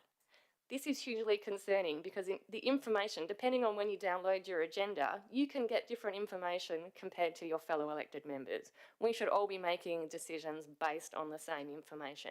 There is currently no governance again around the reissuing of papers. We talk about distribution and publishing of minutes. We don't want to paint everyone with the same brush, but we want to take the learnings. Is there sufficient are the papers being distributed in a timely fashion, and are the minutes being published? We're not talking about saying everyone's doing everything wrong. That's certainly not the case here. What we're looking to do is to share learnings, and I think that any mature organisation would be looking to do that. We've also got a recommendation on inaccurate minutes, and again tonight we've had to reconfirm minutes because they were considered inaccurate. So any reluctance to roll out learnings across the business is quite concerning to me. Thank you, Councillor Gordon. We are going to put the amended motion to the vote. All those in favour? And that has the support of Councillor Coe, Councillor Angie, Councillor Bain, Councillor Bevan, Councillor Gordon and Councillor Fleeton, and noes Deputy Lord Mayor, and is passed by 6 to 2. 6 to 2. Okay, we move on, thank you. Let's go to 16.4, of verification of the implementation of audit recommendations. Now, this has come off on block. Would anyone like to move the officer's recommendation? I'll move, Lord Mayor. So we're removing, yes, DLM? I'll move, Lord Mayor. Thank you. Have we taken some words out now? So we have. So it now reads that the council receives the internal audit report on the verification of implementation of audit recommendations, March 23, attachment 16.4A. Are we happy with that? Thank you. DLM. Seconder, please. Seconder. Thank you, Councillor Bevan. Deputy Lord Mayor. No, thank you, Lord Mayor. Councillor Bevan. No, thank you. Thank you. Anyone else wish to speak for? Perhaps against? Deputy Lord Mayor. Nothing further. Let's put this one to the vote then, please. All those in favour. That's carried unanimously. Thank you. 16.5 is the 3-year strategic internal audit plan, financial year 23-24 to financial year 25-26. This is off on block. Now reads that council approves a 3-year strategic internal audit plan, attachment 16.5A, and assurance map, attachment 16.5B. Do we have a mover, please? Thank you, Deputy Lord Mayor. Do we have a seconder? Thank you, Councillor Gordon. Deputy Lord Mayor. Councillor Gordon. Anyone wishing to speak for or against? DLM. All those in favour? And that is carried unanimously. 16.6, the progress of the financial year 2022-2023 audit plan. And this now reads that council receives the progress on financial year 22-23 audit plan. A mover, please. Thank you, DLM. Seconder. Thank you, Councillor Bevan. Quick as a flash. Deputy Lord Mayor. Nothing. Councillor Bevan. Anyone else wish to speak for or against? Deputy Lord Mayor. Let's put it to the vote. All those in favour? It's carried unanimously also. 16.7. Progress on the financial year 22-23 audit plan. I'm seeing a pattern here. The recommendation now reads that council receives the report and, that council receives the progress on financial year 22-23 audit plan. Got that right? Oh, that council, sorry, it needs that council at front. That council receives the report. Is there a report there or not? Okay. So I'm going to say this one more time, hopefully the last time ever. That council receives the report on the progress on financial year 22-23 audit plan. Do I have a mover? That's not right? Was hoping that was the last one. That's where I'm at. I'm 16.7. What's wrong, sorry? Run sheet's wrong. Okay. So I'm going to read it off the screen. I lied when I said that was the last time. I'm having one more go. I'm moving to the governance microphone. That council receives the report on the Office of the Auditor General's activity and reporting on relevant performance audits. Do we have a mover? Thank you, Deputy Lord Mayor. Do we have a seconder? Councillor Fleeton up the back and Deputy Lord Mayor. Councillor Fleeton. Anyone for or against? Deputy Lord Mayor. All those in favour? Lovely. Now we go to 17. 17. Motions of which notice has been given. 17.1. Notice of motion, Nightmare. Councillor Angie has submitted a notice of motion regarding establishing a nightmare. Councillor Angie, can you please move your motion and please reserve your reasons until the motion is open for debate. Thanks, Lord Mayor. The proposed motion is that Council establishes a Nighttime Economy Advisory Committee and the position of a nightmare or nighttime mayor to provide a collaborative platform for engagement and consultation between Council and nighttime economy sectors. This will allow City of Perth to harness strategic advice and direction from relevant industry and government representatives and residents to grow an inclusive, diverse and vibrant nighttime economy. Thank you, Councillor Angie. Is there a seconder? Thank you, Councillor Coe. Councillor Angie. Thank you, Lord Mayor. So the reasons, as stated in the papers, it's one of the most consistent critiques of Perth in the last 30 years is that the city goes to sleep at night In order for Perth to cement its status as a world-class city, we need to find every opportunity to encourage vibrancy and sense of community. And it was encouraging to hear the numbers that you quoted earlier, but again, as Councillor Gordon pointed out, we're always seeking continual improvement. So fostering and harnessing our nighttime economy won't just increase business livability and opportunity, it will also make our city safer when the sun goes down.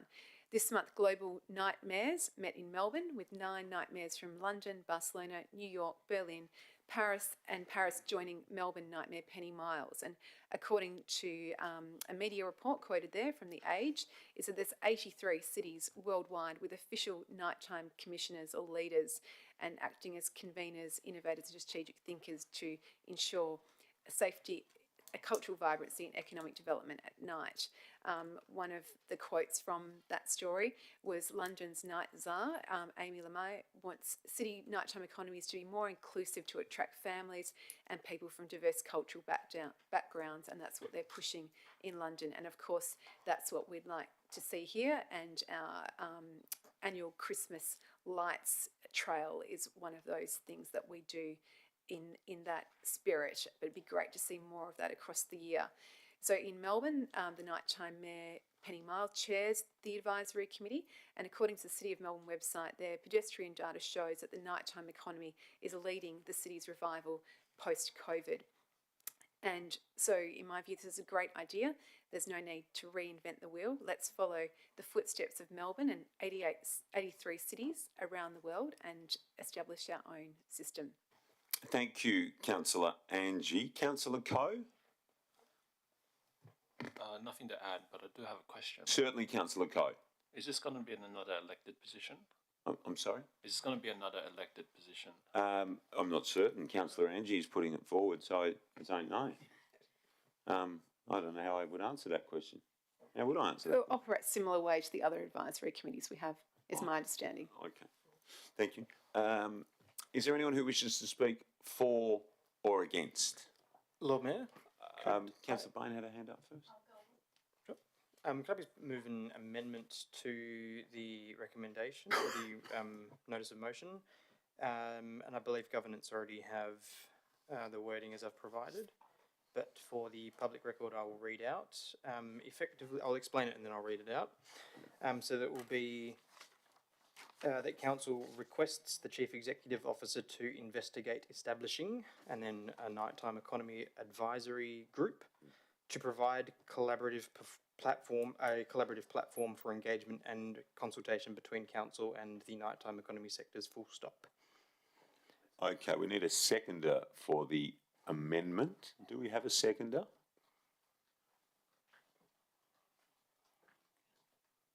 Councillor Bevan. Hello, Councillor Bevan. So, Deputy Lord Mayor. Thank you, Lord Mayor. Look, in the same vein that I took with an earlier item this evening, to be consistent with how I propose and how I deal with notices of motion, I'm in favour of investigating establishing rather than just straight away establishing. I think it's important that we work through our understanding of all aspects of what ourselves making a decision like this could mean. Look, I understand that there's likely to be some merit, but by the same token, I've heard in the past that things like this can be a bit gimmicky and might not necessarily achieve what they set out to do. So I think it's important that we be fully informed before we make a decision like this, before we commit resources of the city, before we raise expectations, before we fully understand what this is going to do.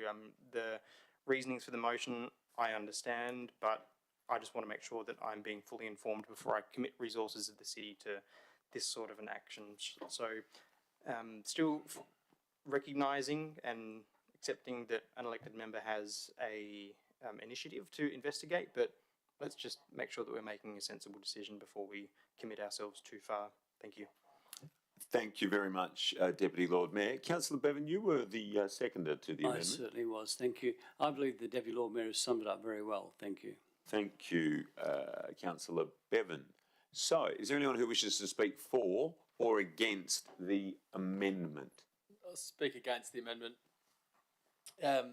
So, appreciating what I've heard, essentially what you're saying is, and give me some rope here, Deputy Lord Mayor, I might get into trouble, it's almost like we're abrogating our responsibilities because we don't know what to do in a nighttime economy. That's what I read from this. We know exactly what people need out of the city of Perth. It's a clean city, a safe city, a city they can visit without too much hassle, lots of choice, lots of great bars, restaurants, all of the things that aren't perfect about our city we already know about and we're working towards with finite resources. The idea that we would go away and establish another advisory group to tell us what we already know seems to me like you're trying to shift responsibility. The responsibility lies with the Lord Mayor and Council. We set the strategic direction, we set the resourcing, we say to the CEO, please go off and do this. And what I love about the CEO is the messages that I get, or the replies at 6 a.m. saying, I got your photo of the trash heap in Northbridge at 5 p.m. yesterday and 6 a.m. the next day, it's gone. So we are making improvements. We don't need this at all in any version. Thank you, Councillor Fleeton. Is there anyone who wishes to speak for the amendment? Councillor Angie? I'm happy to support the Deputy Lord Mayor's amendment. I guess I put it up as to establish rather than to investigate establishing, because I guess, then I guess it leaves it more open to it not happening. So I thought, let's make a decision, and if this is something that people are interested in, then the administration could work on, I guess, the structure it would work. That's what happened with the LGBTQA plus advisory committee, for example. It went up in a similar manner, and then the administration worked out the detail. But I'm happy with the Deputy Lord Mayor's amendment, and I support that. And I think it's also important to address some of the comments just made. It's not about abrogating our responsibility. It's not about shifting our responsibility. It's just about a higher level of collaboration and engagement. And there's some excellent precedents there that we could look to. And, some of the administration's notes, I won't go through every line, but a few key points on page 740 of the papers, where the admin notes that the city already undertakes or in the process of considering a range of initiatives that support the nighttime economy. Melbourne also has a range of initiatives and activities, but the advisory committee is to bring people together in the way that, as I mentioned before, our other advisory committees function, such as the LGBTQA plus advisory committee, the equity and inclusion, etc. And as I said in the motion, this will allow the City of Perth to harness strategic advice and direction from relevant industry and government representatives and to grow the nighttime economy. In relation to the admin statement that creating an advisory committee for the nighttime would potentially duplicate work of the Perth Liquor Accord meetings, what's proposed for discussion is much broader. It would include non-alcohol related entertainment, as I noted, and the NOM gives the examples of, in London, where they're focused on things that are more inclusive to attract families, including late night ice cream parlours or museums open at night and other options, much, like I said, in the spirit of our once-a-year Christmas lights trail. And, it's also envisaged that this initiative could apply across neighbourhoods as well, which my understanding is the Liquor Accord is more restricted. In relation to the admin statement, the advisory committee requires significant internal resources. All of our committees Point of order. involve resources. Yes, Councillor Gordon. I don't think the councillor is speaking to the amendment. Yeah, it is, because I think, am I right in saying that Councillor Angie has said that she will support the amendment and has let the original go? Yeah. Yeah, so speaking in favour of the amendment now. So about some of the issues, Deputy Lord Mayor referred to, working through the issues. So my discussion is in relation to the issues that have already been raised by the administration. Thank you, Councillor Angie. Now, is there anyone who wishes to speak against? I have a question, Lord Mayor. Certainly, Councillor Bevan. My question is to the CEO. Yes. Do you believe that this is necessary? I was just closing out what I was saying before the point of order was raised, so I hadn't. Oh, you hadn't finished? Yeah, I just had to. Oh, okay. Sorry, my apology. There was a lengthy gap there, and I think, like Councillor Bevan, thought you had finished. We'll let you finish, and then we'll come back to Councillor Bevan.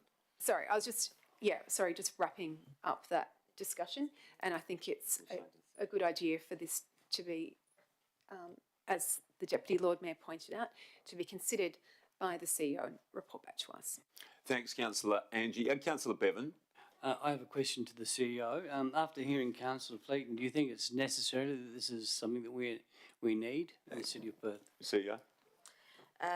Thank you. Through the Lord Mayor, the city's position has been stated in the response to the notice of motion, so that would be the city's perspective.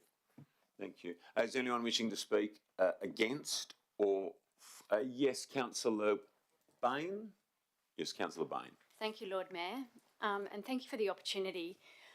I should be very supportive of this concept because it was a concept that I put up, or a media release that I put out in the 2020 election campaign, Let's Fire Up Perth's night economy. I even spoke to the concept of a nightmare, and at the time everyone said, Di, you can't go out and publicly talk about having a nightmare. The headlines in the paper will be Bain's nightmare of a campaign. So that was kind of shuffled down to the bottom of the media release.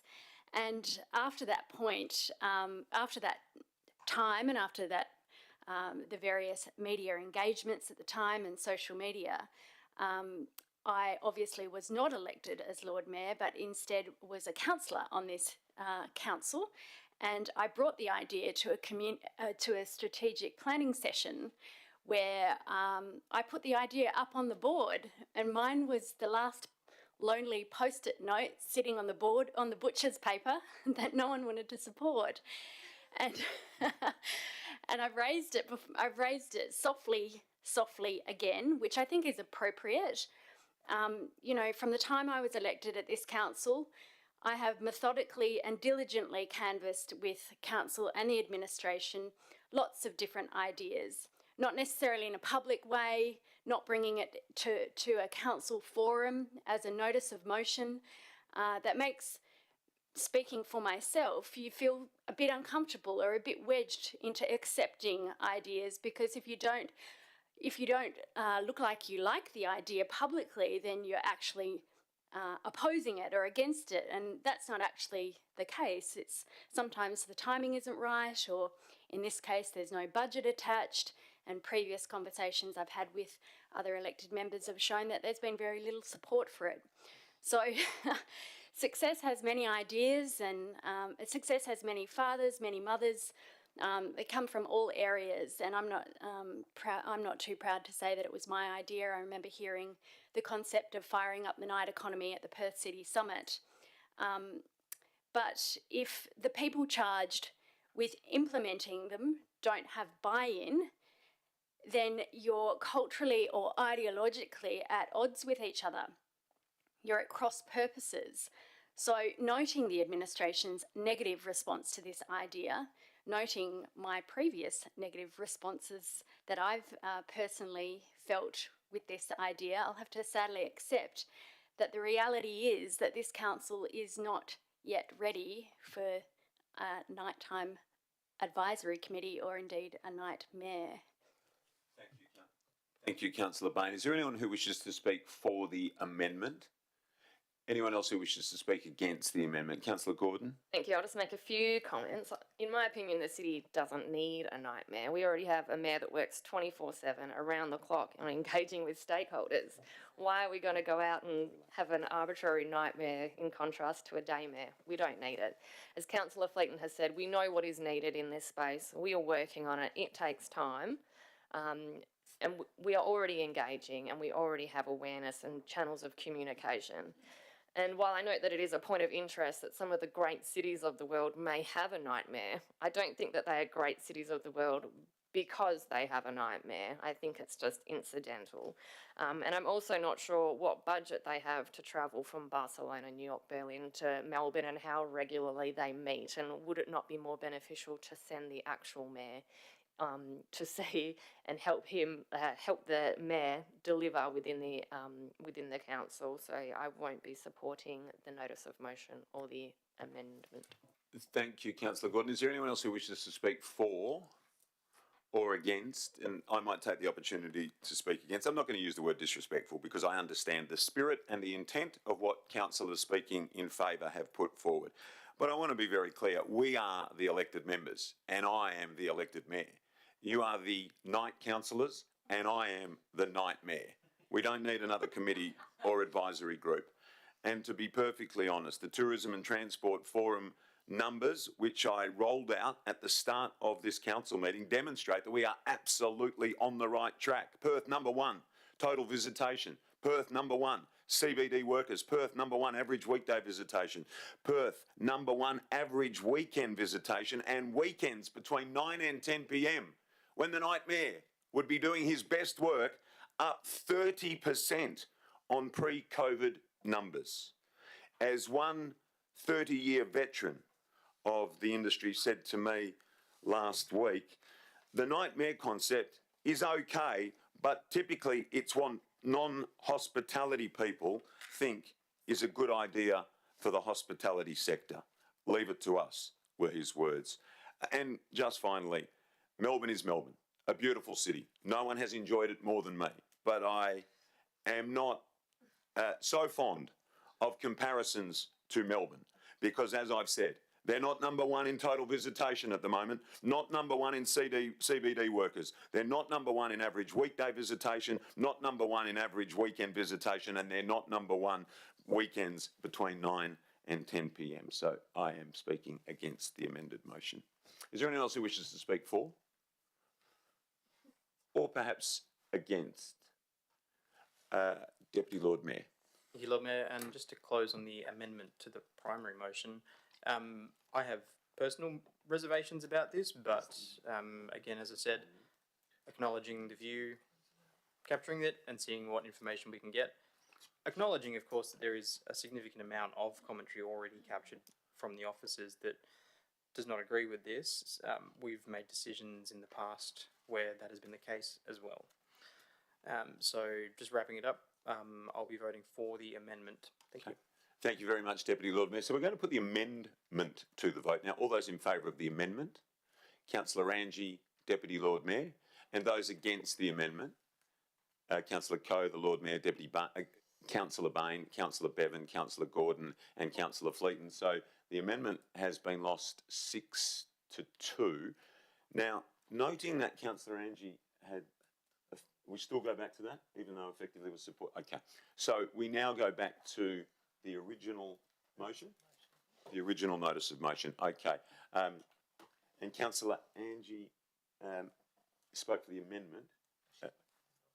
Yeah, and have spoken for the non. Yeah, okay. So get to wrap up. Yeah. I haven't spoken to the motion yet. You haven't. No. Okay. So, is there anyone who wishes to speak for the motion? Against? Oh, Deputy Lord Mayor speaking for the motion. No, Lord Mayor, we're speaking against. Against the motion. Because I don't believe we should just be straight away establishing a nighttime economy advisory committee of council. We don't need an advisory committee of council. And again, I think, as you so eloquently put, Melbourne is Melbourne and Perth is Perth. I don't think we need a night mayor to be doing the job of the elected council. But as the motion that I'm now looking at it is asking me to do that, I can't support it. So I won't be voting in favour of the notice of motion. Thank you. Thank you. Anyone else who wishes to speak for or against? Councillor Angie. Thank you. Just clarifying, the position of the nighttime mayor is not taking the place of any elected member, and I think that's clear. And from all the other examples that I've provided, it's a platform for collaboration and consultation with other sectors of the nighttime economy. So, as I said, that's not strictly limited to alcohol-related entertainment, but, you know, state government institutions, whether that's the art gallery or the library, it could consist of many things and involve, you know, opening up the nighttime to families and others.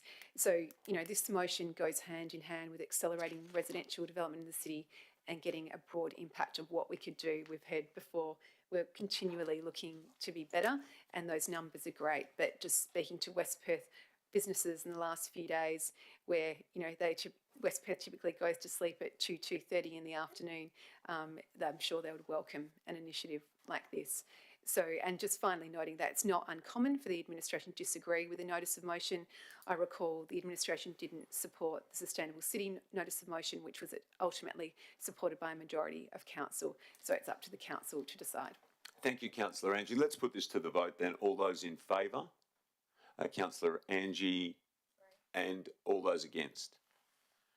Councillor Coe, Deputy Lord Mayor, Councillor Bain, Councillor Bevan, Councillor Gordon and Councillor Fleeton, and so the motion has been lost 7-1.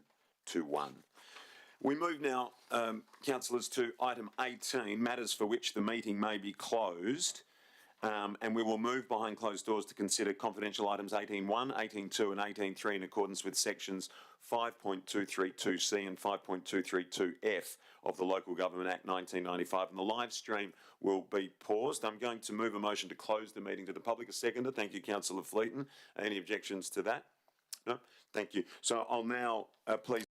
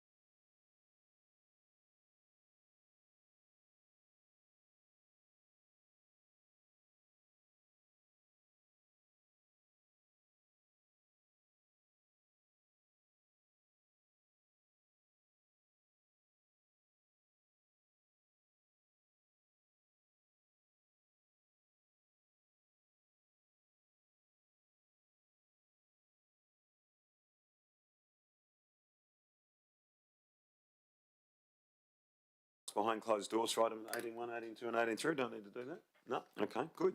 Move to item 19 then, urgent business. No items have... do we need to do it? We don't normally do it, actually. 2.5 years, I don't think I've done it.